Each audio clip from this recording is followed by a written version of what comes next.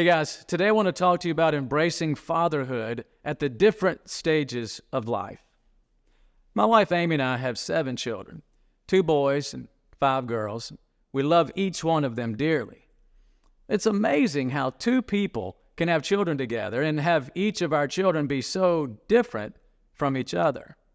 Now, obviously, you can tell they're all siblings because they have some similarities in the way that they look, but their personalities are different.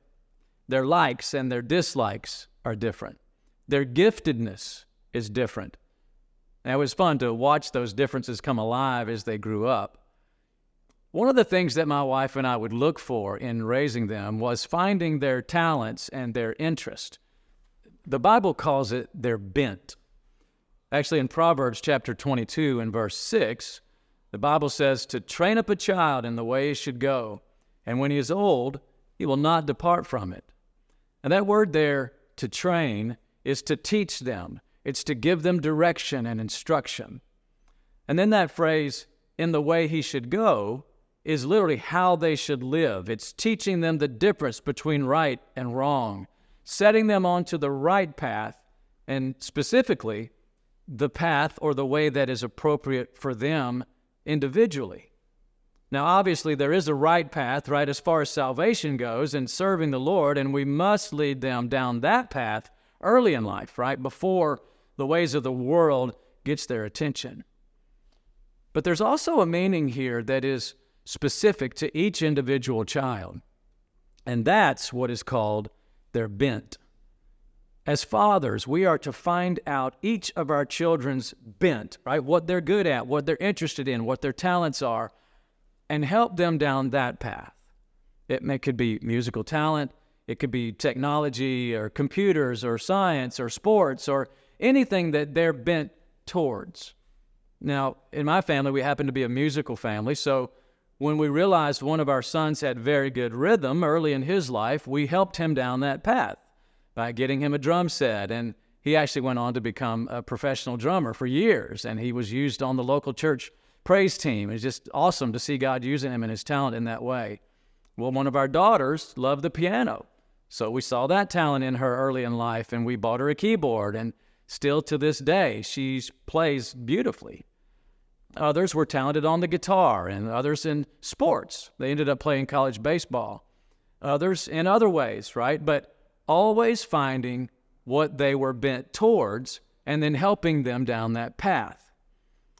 Now, having said all of that as a foundation, I want to talk about embracing fatherhood at the different stages of their lives.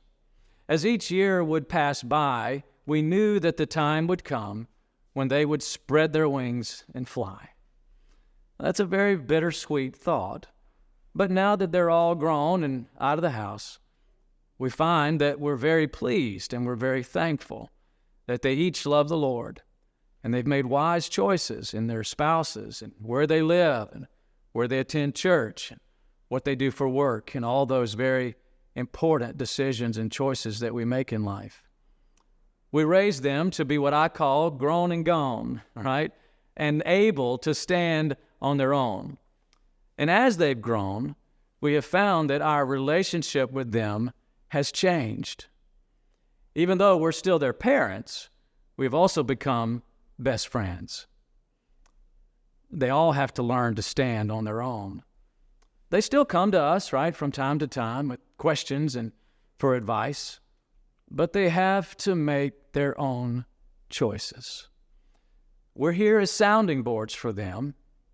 They bounce things off of us, but our relationship has changed to the point to where we're not telling them, what to do like we did when they were children.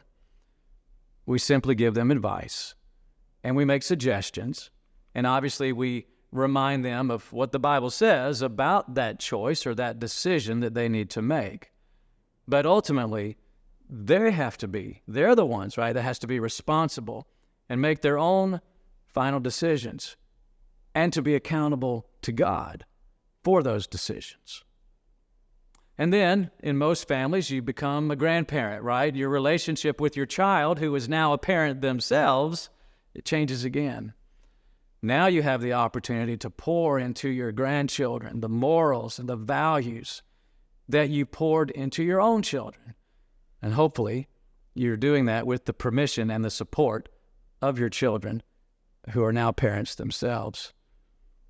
It's wonderful to have a close relationship with each of our children that has lasted throughout their upbringing and into their adulthood.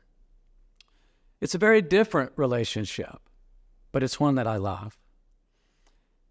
I remember the days years ago, I was working out in the yard with my boys, and I looked up and I saw a young man in my yard. And I paused just for a moment and I wondered who that was. It only took another moment for me to realize that was my son. And I stood there and I cried as I realized how quickly he had grown up and how he had become a man.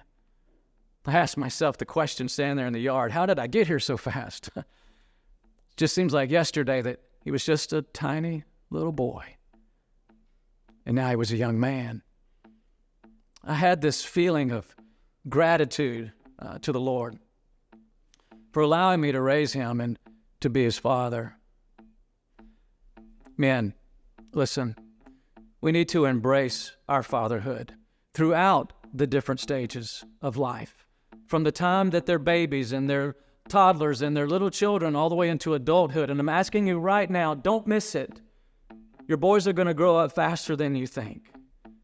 Don't miss out on the opportunities that you have right now to pour into them, to instill the morals and the values into them, to help steer them down the right path, and to train them up in the ways of the Lord.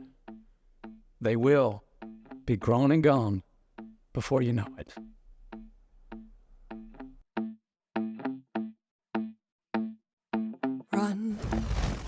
Run to the battle. Put your armor on, draw your sword. Let's run to the battle.